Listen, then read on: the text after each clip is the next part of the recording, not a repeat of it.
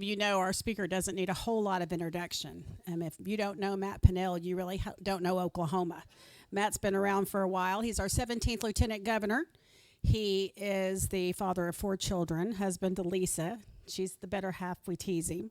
But he is an outstanding representative of Oklahoma, of the United States, and I am proud to call him not only my Lieutenant Governor, but my friend, Lieutenant Governor Matt Pinnell. Thank you. So I have this too, so hold on, let me see. Whichever one will work. Oh yeah, all right, it's working. Well, thank you for that, Glenn. I appreciate you. Appreciate our friendship. It has. I don't want to count up the years, but it's been a while. Thank you all for allowing me to be your speaker. And I'm doing something a little bit different today. I have some slides for you. I hope it's okay that it's not just a politician standing in front of a podium speaking for 30 minutes. I actually want to show you some of the stuff, the physical stuff that we are doing around the state of Oklahoma. I get kind of frustrated sometimes when folks, me included, I'll just say it, we deliver a speech and maybe a few applause lines, but you don't have a politician actually telling you what they're actually doing. I'm a taxpayer-funded position, thanks. I get elected statewide in this state, and since day one, I've delivered many speeches to this Rotary and other groups in Stillwater, and if you've heard me talk before, you probably have heard me say, I don't want to waste your time, and I certainly don't want to waste my family's time. I got elected in this state to do a couple things. I ran on a very specific platform, and there's nothing I love hearing more than someone coming up to me and say, listen, I remember you gave a speech 4 years ago and you told me you were going to do X, Y, and Z, and you actually delivered on that. That I take a ton of pride in that because, again, I think there's far too much divisiveness in politics. Can I get an amen? And I can get into that as much of you as you want to get into it during Q&A time because I'm going to leave some time for Q&A. But there's a lot of very positive things happening in the state of Oklahoma, but we got to talk about those things. While, yes, Trish and I and others go down to the state capitol and fix the things that we got to fix at 23rd and Lincoln. And you got a great one right there, by the way. And we work well together at 23rd and Lincoln. Are very aligned on a number of positions and issues that we've got to tackle. And we do have some royalty here. I know, Stan, I didn't know you were going to be here, but this is pretty darn cool. Another round of applause for the... I bet a lot of people are thinking, well, why don't we just let him come up and talk, right? But and again, Stan, we've been in a number of meetings together over the years, but Stan, your name still comes up quite a bit with our Tourism Commission. And it was mentioned, again, Stan served under probably, is it a number of 3 different governors on our statewide Tourism Commission board. And statutorily, the Lieutenant Governor, by statute, is the chairman of that Tourism Commission. And I don't want to get too in the weeds, but when Stan was there, it wasn't an advisory role only board. And don't get me on this soapbox. Because that law changed before I got elected to me. It's now advisory role only. And this, Trish, we need to talk about this. Because I believe boards and commissions should not be advisory role only. I believe boards and commissions, these are people that are donating their time, that have an expertise, whether it's transportation or tourism or anything in between. They should be approving budgets. They should be able to hold those employees accountable. And when it's an advisory-only board, they're only getting the very glossy, hey, here's how nice things are going, and they can only advise. But that really doesn't mean anybody at those agencies have to do what that board tells them to do. And so that's a little bit of my soapbox, and I may be working on that at 23rd and Lincoln, because I think our state reps and state senators, they want there to be accountability on boards and commissions. We're drinking water out of a fire hose at 23rd and Lincoln February through May every year. We depend upon boards, people that, again, they're donating their time to tell us what we need to know. And have the authority to address needs at boards and commissions. But thank you for serving so well. That tourism industry, and Christy does such a great job here locally. They know this, how big of an industry our tourism industry has become. It's the third largest industry in our state today, our tourism industry. Oil and gas, aerospace and aviation, which I'll briefly talk about because I can't tell you how excited I am about our aviation and aerospace industry today. It probably will be the number one industry in the state of Oklahoma within the next decade, just so you know. So we are getting more diversified as a state. But number 3 is tourism. And it's because our tourism industry is really unmatched. I mean, Oklahoma, the story of Oklahoma, the good, the bad, the ugly, by the way, we should be telling the whole story. When we do, people flock to this state. They are fascinated by the story of Oklahoma, what we have here, how diverse we are, and I'm not just talking about the 39 sovereigns that we have in the state. That's a big reason why. But from the Chisholm Trail to Route 66, the most famous road in the entire world, to, yes, that Native American history. I could go on and on. I'm not going to. But people flock to this state, and then they do something that we really, really love, and certainly every mayor and city manager loves. They drop their sales tax dollars, right, Christy? And then they go home. We love that money. Again, you got a flagship university here, so you're creating a ton of sales tax just on what that flagship university does. But don't discount the other tourism opportunities that you have right here in Stillwater, because that pays for your police and fire departments. That's my dramatic pause, because it does. We live or die on sales tax as a state. And so if you're talking to anybody in a grocery store, at church, anywhere, and they say, well, gosh, what, we always have so many people in town over this upcoming weekend, and it's somebody that's cranky about it. Okay, because that probably happens from time to time in Stillwater, right? Just know, if you want a safe community, you got to have adequate police and fire departments, and your mayor and your city manager, they pay for those mostly with sales tax. We are the most sales tax dependent state in the country. There's really no other state in the country that relies upon sales tax as much as Oklahoma does. If you didn't know that, now you do. Texas doesn't rely upon sales tax as much as Oklahoma. Kansas, Missouri, they don't rely upon sales tax as much as we do. And that brings into fundamental tax reform conversations that we could have. But until we address that issue, that's why you go to any community across the state of Oklahoma. Any mayor or city manager will tell you they want a Chick-fil-A and they want a Walmart. They want something, to create sales tax. Because that's what funds most of the city services. That's why tourism matters. That's why it matters so much. If we have all of these amazing tourism attractions in the state, we better highlight them more than Texas highlights theirs, more than Kansas highlights theirs, because that sales tax matters a whole lot more to Stillwater than it does Topeka. It matters more in Stillwater than it matters in Austin, Texas. So, Christy, you can pay me later for that little plug. But it absolutely, and I can get into any questions that you may have. But I want to talk about some of the projects over the last 5 years. I've been your lieutenant governor for 5 years now. Feels like 17 years after what we've all been through over the last few years. But I'm pretty proud of a lot of the work that we have been, and it is a we. These are projects that you're going to see here. That I have partnered with our Department of Tourism, have partnered with our Department of Commerce, our Department of Transportation as well. So I'm just going to jump right into this, and I'm going to leave plenty of time for questions as well. But let's start with what? First impression department. And if you've heard my speeches before, you may know the history of this. But I grew up in Oklahoma. I'm assuming many people in this room grew up in Oklahoma. And we've all done this. We've all crossed over the invisible line for a vacation or something, and we see the Welcome to Arkansas sign or the Welcome to Texas sign, and you see people pulled over on the side of the road taking a picture in front of their signs. Well, they weren't doing that in front of the Welcome Oklahoma signs before we got elected into office. And ours, historically, we'd always laugh about it. We'd come back in, our family from vacation, and there'd be a halfway falling over Welcome to Oklahoma sign that was all bullet holed up.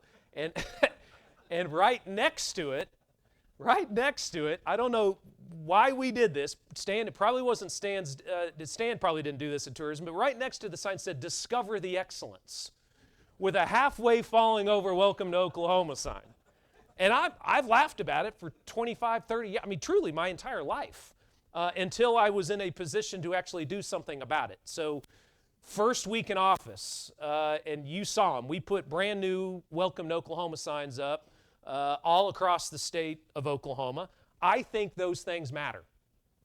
I think it does matter. Because now I love seeing people pulled over taking pictures in front of those signs or taking pictures at the best welcome centers in the country. Because that is what we now have inside the state. Because again, right, you see the Welcome to Oklahoma sign was halfway falling over. Again, track with me here 5 years ago. Then you go another mile down the road to truly the front door mat to our state. I mean, the welcome mat to any state are your welcome centers. It's where people have to go to a bathroom or let their dogs out or have lunch, right? You know these things. We've all done it. And it's more important in Oklahoma than any other state because we are where East meets West. So we have millions of more people that visit our welcome centers than Maine or anywhere else because people are passing through Oklahoma. They're buying a bag of chips. They're going to the bathroom. And what else are we going to show them? And it wasn't a great first impression. From welcome signs to these welcome centers. Well, thankfully, the legislature stepped up. I went to them. I said, listen, this is unacceptable. Went to our Oklahoma Department of Tourism as well. I showed up at all of these welcome centers and did not tell them that I was visiting because I didn't want them to know I was coming because maybe they would clean the bathrooms a little extra clean or, just, again, maybe roll out a red carpet. Well, they didn't know that I was showing up. And I would stay out in the parking lot before I would even go into one of the welcome centers. And I would watch families. I would watch minivans pull up. I would watch a mom get out with 3 or 4 kids and go into that welcome center. And they would immediately come back out of that welcome center. And the look, the horror, I mean, truly, I wish I had some pictures of it, but I didn't want to be the weird guy that was taking pictures of, people coming out of our welcome centers. They were horrified about how unclean and how bad the bathrooms were. And again, we have great people that work, volunteers that work at these welcome centers. So I don't want to belabor the point, but they just weren't great. And so we took some resources, again, while not funded completely by our branding initiative. The Oklahoma Department of Tourism, ODOT as well, really stepped up and helped us there. So we now have a consistent, cohesive brand implemented at all 7 of our welcome centers. So we have 7 around the state of Oklahoma. We have put dog parks in all of these welcome centers. So, Love's and all these other gas stations now have dog parks. I argue that we were the ones that started it. They probably would not say that. But it's amazing how many emails we get from, hey, we traveled across the country. You were the only welcome centers that actually had a dog park. It was the cleanest welcome center we've ever been to. We were impressed. And because they were impressed, we have racks and racks of Visit Stillwater, Visit Enid, Visit Tulsa. And if you go into that welcome center and you don't have a great first impression, they're not going to take the Visit Stillwater brochure. They're just not. I mean, one thing can lead to another. So what we've been able certainly to do is get many more people impressed with what they're seeing across the state of Oklahoma with those first impressions, and we hope that means they're spending more money in communities. But we're very proud of these. Again, currently working to also now implement accurate location geotags for all of these centers. Texas is doing that. Our Oklahoma Department of Transportation is now going around doing that. Does this matter? I believe it does. And here's what's even more special from a taxpayer perspective. Yes, we spent some money upgrading these, but guess what? Now all 7 of these are making money because people are stopping here. We have much more better merchandise inside of these centers. And guess what? Now these are self-sustaining. They're making enough money in these welcome centers to where it's off the taxpayer dime. There's not a better best practice, frankly, of what we should be doing even more inside state government. Agency and commission websites. So you can read some of the notes here. So 5 years ago, when we started this rebranding opportunity that we had inside the state of Oklahoma, we did polling. We did we polled thousands and thousands of Oklahomans. We polled people around the country, people around the world, and we told them to go to oklahoma.gov. Which is the central clearinghouse for every state agency inside the state. If you Google Oklahoma, or any state, their official state website is one of the first things that's going to pop up. And the overarching feedback that we got on survey data was that we're not even sure we're on an official government website. Yes. That is the last thing you want to hear from a taxpayer looking to get a small business loan or just set up an LLC. Someone that has just moved to Oklahoma that needs to get a driver's license. If the first impression is we're not even sure we're on an official government website, we got problems. We got problems. So we, again, to date, 115 agencies and commission websites have been transitioned to one of our 6 website, and we have 6 more in process right now. Certainly this benefit of this statewide brand, all of these websites had their own logo. So it was a hot mess. We didn't have a central unified brand. That's what we rolled out 4 or 5 years ago. Do those things matter? They absolutely have. We've had a number of companies reach out to us, say it's very easy to navigate through your website now. We were able to get to where we needed to get to quickly. Taxpayers have a much easier route to whether it's a license or other services that they're looking to track down. So we're pretty proud of this as well, being able to roll this out. And again, we're up to 115 and we're not stopping there. We have over 200 government agencies in the state. And we've looked at other states, Tennessee, Ohio, are a couple states that did it very well. So we're not trying to reinvent the wheel here. We are going to other states and looking at how they've done it as well. And it's saved a ton of taxpayer dollars. If you think about it, if you have 200 government agencies that are constantly rebranding themselves and creating new logos and that's what was happening. Everything, just a state agency rebranding themselves and buying all new paper, pens, what have you. We save over $1 million a year in taxpayer funds just making sure that all government agencies are uniformly branded. Saving over $1 million a year. I think that absolutely matters. So here's just kind of a couple examples. You'll see here again, the top left-hand corner is our official. That's kind of the landing page. These are the before and afters here a little bit. So just again, clean, easy to navigate through.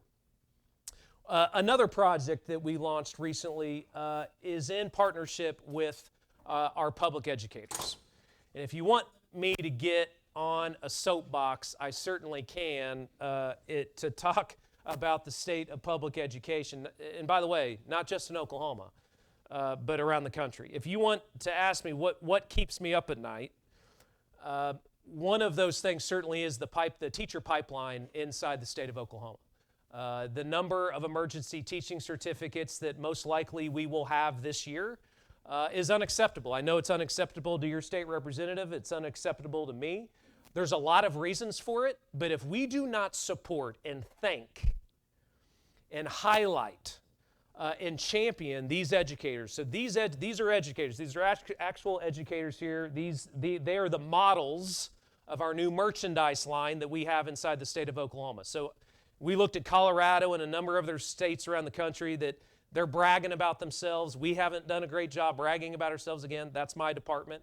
So we created a statewide brand story that Oklahoma is a great place to live, work, play through apparel and for a good cause. So you can go to, again, this website, and all gross proceeds go back to a public school classroom revolving fund so that these teachers right there, we better say thank you, we better respect them, but they shouldn't be paying a dime for classroom supplies in their classrooms. And to date, we've given over $10,000 to public school, to that revolving fund, and it's only going up. We just launched this about a year ago, so we haven't really been even at this that long. Does this matter? Yes. It's one step in a much larger campaign, a much larger effort that we have to tackle as a state. A big part of my job is workforce recruitment, Department of Commerce. There's not a conversation that I have with companies in Oklahoma, or for sure companies looking to relocate to Oklahoma, that don't ask about public education. Tell me about your public schools. Tell me about your higher education facilities as well. They ask about both. And I'm thankful that we've been able to do a couple teacher pay raises, but we're still behind. Look at what Arkansas did this past legislative session. Look, obviously, what Texas has done for a decade. They've been in Oklahoma for a decade, a very unapologetic way, stealing our teachers and stealing our businesses. And it's something that we, as elected officials, yes, we're getting serious about it. But the narrative and what I hear out of some and some inside that Oklahoma Department of Education as well is unacceptable. And I want you to hear that from me as your Lieutenant Governor. It's why I try to speak to as many teachers.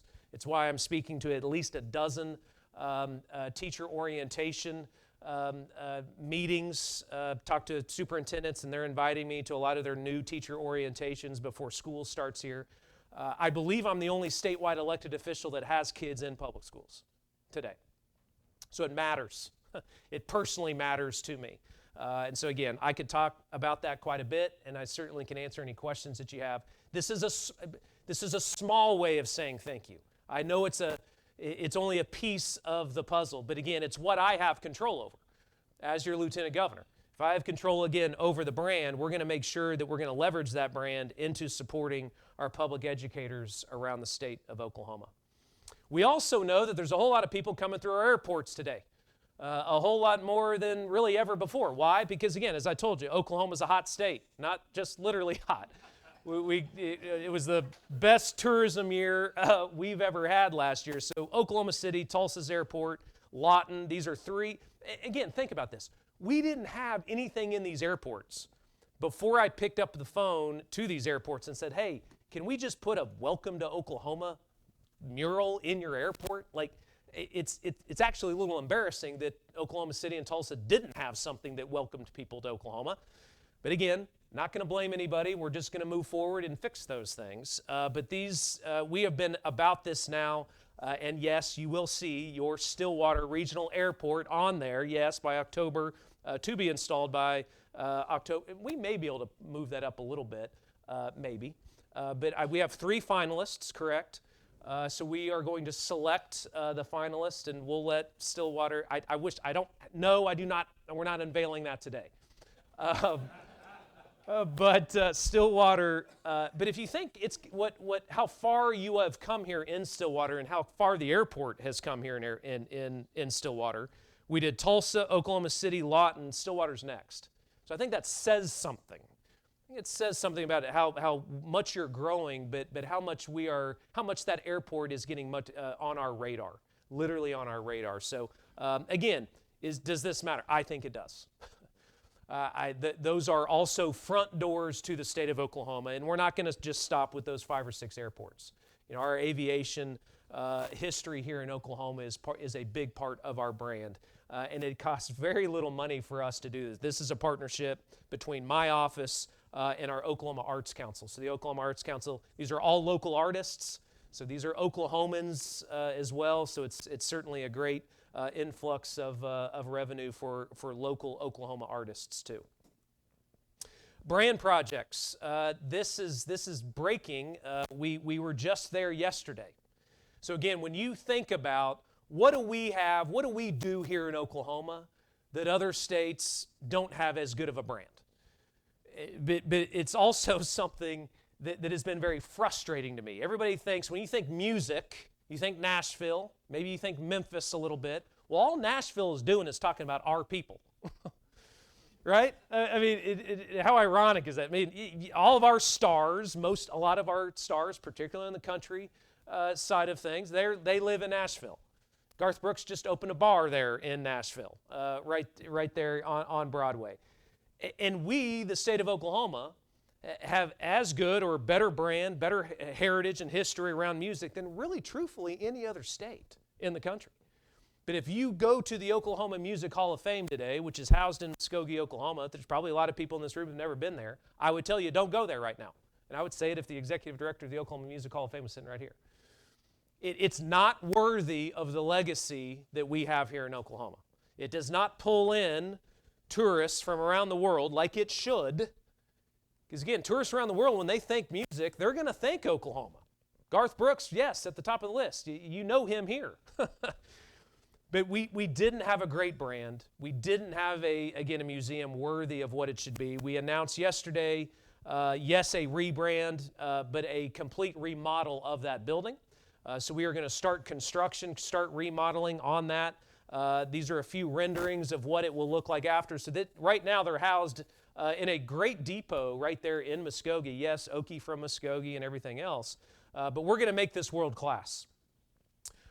Does this matter? Should the state be invested in these type of projects? If they are iconic Oklahoma brands, I would argue yes. This is a $2.4 million investment. I'm not talking about a $200 million. I'm talking about 2.4, and I know 2.4 million is a lot of money, but for an iconic brand like Oklahoma Music, it's a good investment that is going to pay off not just for Muskogee, but again, it's a statewide asset. And unfortunately, as a state, when we talk about statewide assets, we just let them slowly fall into disrepair. And that's unacceptable to me. So again, the Oklahoma Hit List Music Trail is going to come right on the heels of that Oklahoma Music Hall of Fame remodel.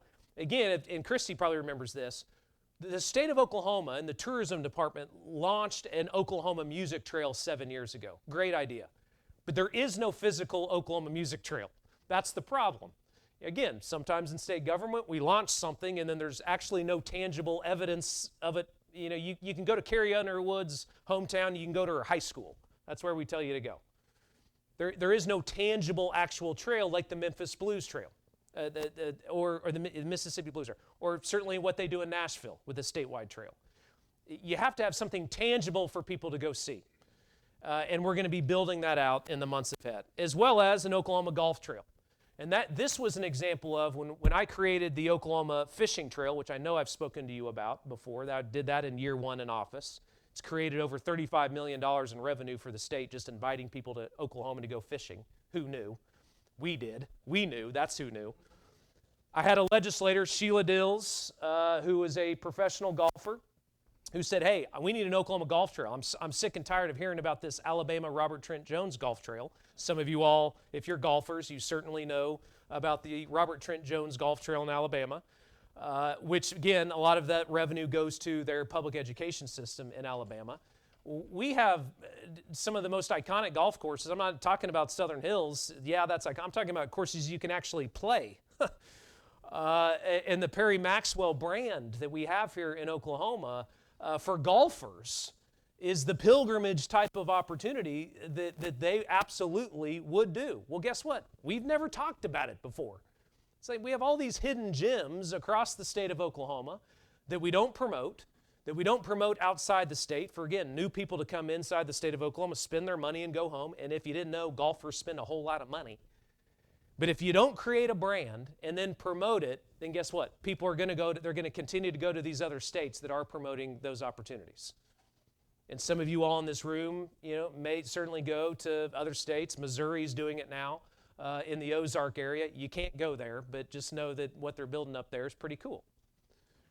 But again, if we don't promote what we already have inside the state, if we don't play to those strengths as a state, then we're missing out on an opportunity for a wealth of money across the state of Oklahoma, and jobs, by the way, for our future kids and grandkids inside the state of Oklahoma. I just visited a golf facility up in Wisconsin, in a very rural part of Wisconsin called Sand Valley. It's the same gentleman that built Bandon Dunes, which, again, if you're a golfer, you know those names. They have a $20 million payroll in a far more rural area than, say, Woodward, Oklahoma, or even more rural than that. So it's on the rise. Golf is on the rise again in this country. Some of that was fueled by COVID, but it just continues to grow. I don't think Karsten's going to be on our list. You may be asking about that. Southern Hills isn't going to be on the list either, because those courses are very, very exclusive, and that's okay. But there's a whole lot of other courses around the state. Dornick Hills being at the top of the list. That's where Perry Maxwell is buried, for goodness sakes. And it's less than a 2-hour drive from Dallas. You can't get a tee time in Dallas. It's impossible to play golf in Dallas. And why they are not promoting that golf course in Dallas, you can be there by, in the morning and be home for dinner. So we're working with them on that.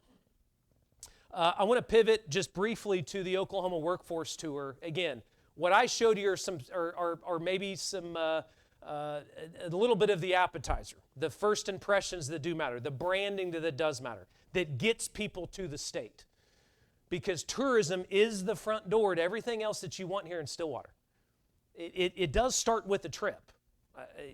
That's why a lot of people show up. It could be a softball tournament. Again, it could be Route 66. I don't care what it is.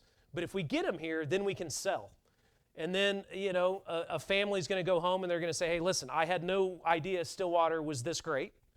And because of this, I'm sick and tired of living in Dallas. We're moving to Stillwater.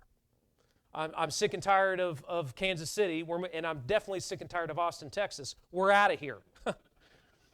And we really loved what Stillwater was about. Well, when people show up here, they got to have what? They got to have a workforce. I mean, if we're talking about relocating businesses, and that's one of my swim lanes now. I mean, there's not a week that goes by that I'm not talking to somebody about relocating to Oklahoma. If you don't know this, Oklahoma today is number 9 in net migration growth in the country. So we're number 9 in the country in net migration growth. So that means people leaving Oklahoma versus people moving to Oklahoma. Number 9 in the country. Even better than that, as an Oklahoma politician, I'm able to tell you this morning that more Texans moved to Oklahoma last year than Oklahomans that moved to Texas. Yes, that's right. I call that repentance.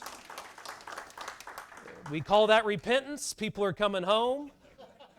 Some of this due to, by the way, Oklahoma State and OU. Okay?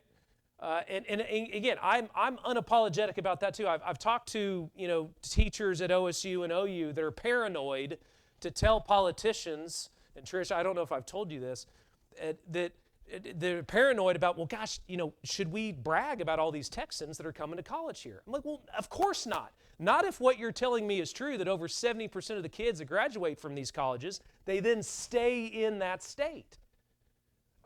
We should welcome this. Of course, I want Oklahoma kids being able to go to OU and OSU, but we should welcome kids from other states coming to this state because it's affordable.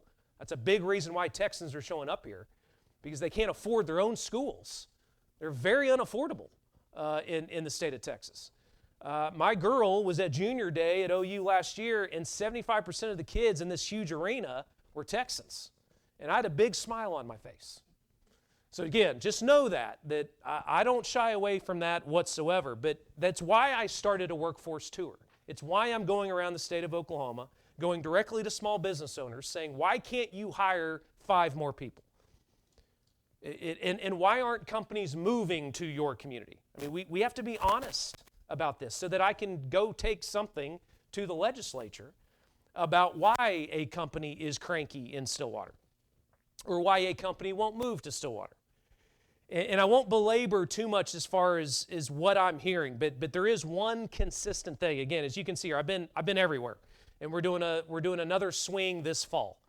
But one of the things that is coming up in communities that I'm going to is infrastructure.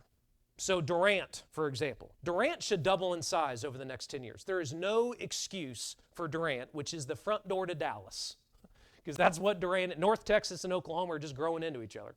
There's no reason why Durant shouldn't double in size. Durant can't build another housing division right now, though, in Durant, Oklahoma. I said, well, what do you mean, Durant? What do you mean you can't build any more homes? I said, well, we can't build any more homes because we have a 10-inch water line that runs through the center of town. And so Durant runs low on water every summer. Again, I'm a little embarrassed to tell you, I didn't know that until I went to Durant, and the city elected officials told me this. Meaning what? We have a 100-year-old infrastructure across the state of Oklahoma. I don't know how bad it is in Stillwater. You guys may be a little bit better than Durant, but I know McAllister. I went to McAllister 2 weeks after I was in Durant. McAllister just lost a huge deal because of the sewage system that they have. So sometimes these are not sexy issues to be talking about. They're not the issues that get the above-the-fold headlines in the papers, but they should be. What I'm telling you is they should be. Because Roush Coleman, the largest home builder in the state of Oklahoma, would love to build homes in Durant, Oklahoma. But they can't do it today because they don't have enough water. And there's companies that would love to move to McAllister, Oklahoma, but they can't do it because they don't have a good sewage system. And if we don't address that, and again, I don't know exactly what that means yet, Representative, but if we have $4 billion in our rainy day fund today, which we do, we have a larger savings account than any time in state history. And I'm glad we do, because we will have another rainy day in Oklahoma. But I would argue we don't need that much. We don't need that much sitting in a rainy day fund. If we have hundreds of millions of dollars that we can deploy across the state of Oklahoma specifically for infrastructure, it's not a bipartisan issue. It better be a bipartisan issue.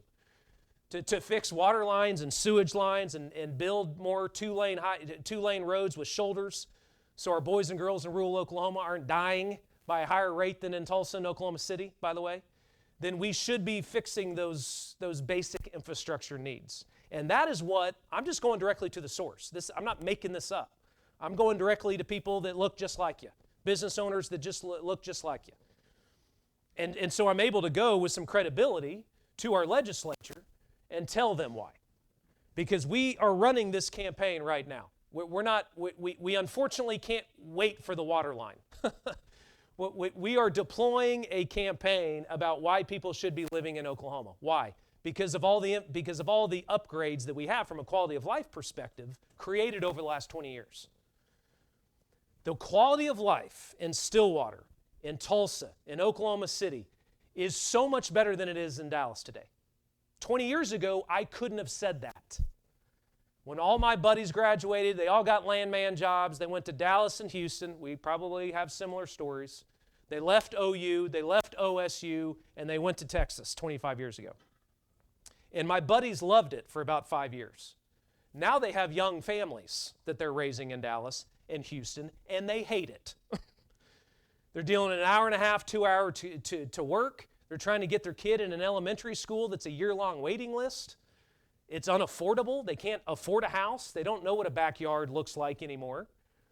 And if we, the state of Oklahoma, aren't making that pitch to young families, a lot of them graduates from Oklahoma State and OU, you and I both know this, if we're not making the pitch to them about this quality of life that we have created, again, we have all the cool stuff that they have in Dallas now. We got all the same things, all the good restaurants that they got in Houston now. We got professional sports here now. It's changed. I mean, over the last 20 years, it's completely flipped. And I don't think we've realized that. That yes, 20 years ago when Oklahoma City tried to recruit the airline, if you remember the airline that we tried to recruit, we threw the entire kitchen sink at that deal. We were giving more money than any other community that was trying to try to win that deal. But what did that airline do? They sent young families that worked for that airline. Well, I'm glad I opened the door for you, Stan. That was, yeah. They sent young families to Oklahoma City, did not tell us, they didn't tell the mayor at the time. And what did those young families say when they went back to corporate headquarters? There's no way we're moving to Oklahoma City. That was it. And what happened about a month later? Maps. Okay, it wasn't because we didn't have the incentives or all that. No, it was because there wasn't anything to do in Oklahoma City 25 years ago. And now, today, Oklahoma City is the 20th largest city in America. And they're getting the Olympics in 2 years. Yes. Or 4 years. Maybe it's 4 years. Yeah, 4 years. Anyway, if you haven't heard about that, it's a pretty big deal. So anyway, we have a very targeted effort targeting young families in Dallas because of it, and it's working. But we better have things ready for them when they come. I'm gonna skip over this because I talk about Route 66 all the time, but in 2 years, we have the largest centennial in the country. Largest centennial in the world that is happening in 2 years is right here in Oklahoma. This is the birthplace of Route 66. We are spending $6.6 million in Route 66 communities between now and again, the end November of 26. No state's going to beat us on Route 66. No state. This is the epicenter, world epicenter when it comes to Route 66, and we're going to do very well. Oh, well, now you have a four-way test. So that's not me. But that's next. But I got maybe 3 minutes, but I know I threw a ton at you. I get it. I threw a ton at you. This is one of the first times we've kind of used these slides. But I hope you get a little bit of a grasp of, listen, I'm not messing around here. I got a couple years left in office, and I don't want to waste a second of it, a day of it, because I'm raising 4 kids in this state too. Okay, I've got my first one. I got my first one going to OU. Sorry, OU. But my boy, who's a sophomore at Jinx, is in the robotics club. He's far smarter than my daughter. I would say that if she was sitting right here. And he's going to OSU. So yes. And why? Because his buddies are all going, and this is really cool, all of his buddies that are in the robotics club, they say the engineering school at OSU is the engineering school to go to. That's right. So my son, who's running the robotics club at Jinx High School, he's only a sophomore, and he's like, I'm not looking anywhere else. I'm going to Oklahoma State. So good for Oklahoma State, really getting that brand out there. But anyway, I'm raising 4 kids too. And I want a state that they can be proud of, and that you can be proud of. So with that, I'll open it for some questions. Yeah. First of all, where'd you go to high school? I went to Metro. Metro, okay. I went to Metro. Question about the new building project in Oklahoma City, the largest building in the state. Where is that, and how far along is that going? I usually either get the largest skyscraper in Oklahoma City or the Heartland Amusement Park question. That's the other big one that I get. When you see me with a hard hat on, with a shovel, then you'll know it's realistic. There's a reason that myself, our Oklahoma Department of Commerce, you will not see us quoted. You haven't seen the mayor of Oklahoma City quoted either, by the way, on the skyscraper issue. Those are some cues for you that it's still very, very beginning stages. And I would say the Heartland Amusement Park, too. We are working that project. But I'm not being quoted a whole lot yet. We're trying to do that behind the scenes to make it a reality. Yeah, here and then here, yeah. You talk about public education being part of Oklahoma's branding, and you're talking to a community here for whom education is critical. We're very proud to be part of a state university and the community that supports it. The branding that we've seen for public education in the last few months has been something the opposite, less than positive. Yes, the opposite. And yes. And there seems to be no recourse. You have a superintendent who is, putting Bibles in classrooms, requiring teachers to teach from the Bible, and withholding Title I funds that are the life and death of rural schools. Correct. So what are you going to do? So, Look at that. And you need to be that blunt. So that's the first thing I'll say. And I know Trish would echo everything that I'm saying here. She's even more frustrated because, again, let's just be honest. It's the Republican Party that controls most of the 2/3 majority in the House and the Senate, the governor's office, most all statewide elected officials as well. So I think next legislative session you will, and you've had the Attorney General's office make some statements as well. You do have to go to those departments that do have the authority to do things. The Attorney General's office does. I have always been one that has talked about our local school boards.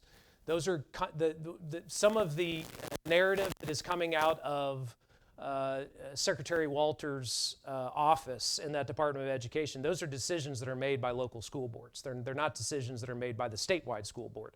And that's what superintendents of our high schools around the state of Oklahoma are saying. Hey, I thought you wanted school board members to be in charge. That's what they're elected to do. So that's the first thing that I would mention. I will say I think the legislature, between now and February, there will be, I think, some more moves from the Attorney General's office. And I think there'll be some more moves by our legislature as well. But those are the conversations that you need to be having with every one of your state reps and state senators right now. What's happened the last 48 hours in particular, I think, is driving that even more so. Some of those things probably aren't going to be fixed, though, before kids get into school in a couple weeks. And that's why you have superintendents standing up and say, hey, thanks but no thanks. We're going to focus on reading, writing, and arithmetic here. And I believe that's what superintendents should be doing and should be saying. Yeah. So you started your talk regarding sales tax, and we're seeing now that grocery taxes are going to be eliminated. Yep. Well, the state portion, yes. Yes. So of the state portion, what is that going to do? How serious is that going to be in terms of where we're spending Sure. those kinds of money? It's $400 million that's not going to be coming to 23rd and Lincoln. About 400, right, Representative? So the state portion of the grocery sales tax has been cut. City still gets their portion. But the short answer is that's $400 million that's not going to be in our budget to deploy. And now I would argue again, we got over $4 billion in a rainy day fund. That should not be an excuse to any legislator that we should not be making a larger, making sure that the Department of K through 12 education is getting more money than they got today, or career tech for that matter, or higher ed. So it shouldn't be an excuse. $400 million is a lot of money, but Oklahoma's doing really well right now. We have the ability to be very strategic with additional dollars. So my short answer would be, do not let any state reps or state senators say that that's a reason why we cannot be investing in the state. But it does mean it's $400 million less than we're going to have. All right, we're going to wrap up. We promised to let you out of here at 1 o'clock. Well, you're good. It's You're 1:02. Thank you. Thank you. So first of all, Yeah. we believe in literacy.